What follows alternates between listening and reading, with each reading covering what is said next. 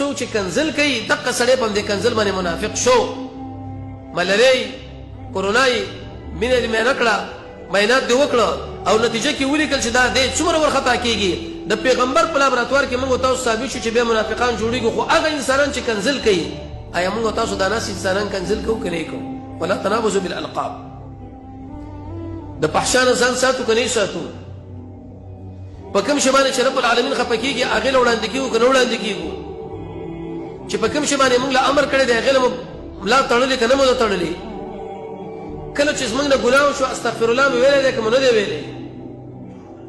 کله چې موږ به تور مثال د ګناه سره مخامخ شو ځان مستاب کړي کنه دی.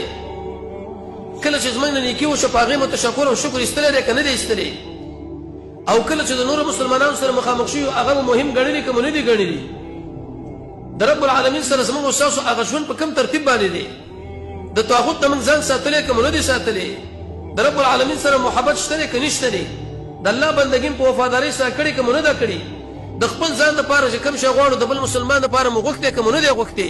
که چېرته موږ غوښتي نو پوه شه په دې باندې چې دغه انسان کې تقوا ده، دا سړی اوچت دی، د الله په نسبت قیمتي دی. داسې انسان به په دغه عمل باندې د دې مصیبت نه ځان به بچ کړي، د مصیبت مخ نه بیا ودرېږي. الغرض د مصیبت پریشانی د هغې د ختموالي دپاره اساسي بنیادي مهم رکن هغه تقوا ده. 5 مرتبه ځان سره یاد ساتئ. تقوا دې ته ویل کېږي چې کله انسان نه ګناه وشي به ایستله توبه وباسي.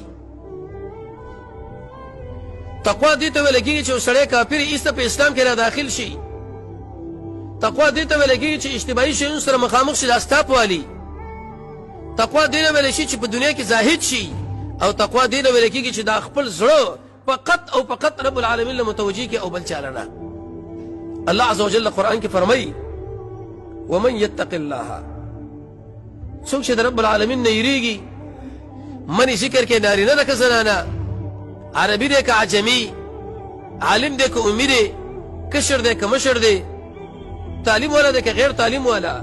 ومن يتق الله، څوک چې د رب العالمین نه یریږي الله عز وجل بدل رزق ورکړي من حيث لا يحتسب، او د پراخۍ نه به د تنګۍ نه به الله په پراخي راولي.